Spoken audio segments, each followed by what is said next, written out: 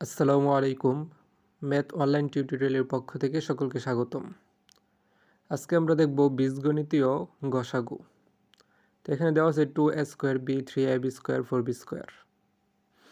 তাহলে 2a square B এর আমরা গুণনীয়কগুলো বের করি। 2 ইন্টু এ ইন্টু এ ইন্টু বি। এবার 3ab স্কোয়ার এর গুণনীয়ক equal to 3 into a into b into b 4b square equal to 2 into 2 into b into b।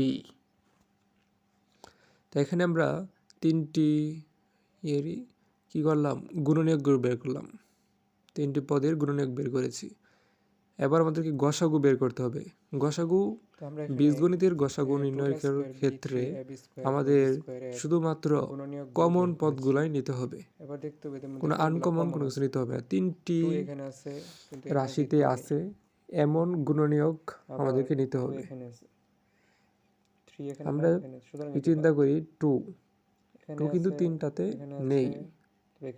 এরপর যদি আমরা 3 চিন্তা করি 3 তিনটাতে নেই। এ চিন্তা করি এ তিনটাতে নেই। হ্যাঁ, বি একটা করে বি আছে তিনটাতেই। অতএব 2a square B 3ab square 4b square এর গসাগু হবে জাস্ট বি।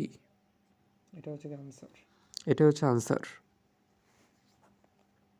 আচ্ছা, আমরা আরেকটা দেখি। আচ্ছা, আমরা আরেকটা উদাহরণ সলভ করব। আরেকটা যদি আমরা দেখি, যেটা দিলাম আমরা 4।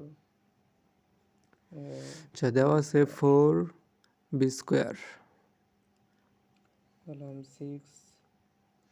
6a square b square. এখানে দুইটি রাশি দেওয়া আছে মাত্র। আচ্ছা, 4ab স্কোয়ার এর গুণনীয়ক ইকুয়াল টু হচ্ছে 2 ইন্টু 2 ইন্টু এ ইন্টু বি ইন্টু বি।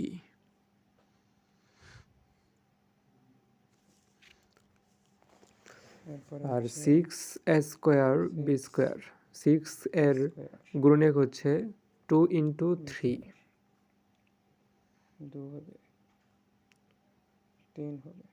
এবং এ স্কোয়ার গুণনীয়ক হচ্ছে এ ইন্টু এ বি স্কোয়ারের জন্য হচ্ছে বি ইন্টু বি। এবার আমাদেরকে দেখতে হবে কোনগুলা কমন আছে। এখানে 2 কমন আছে।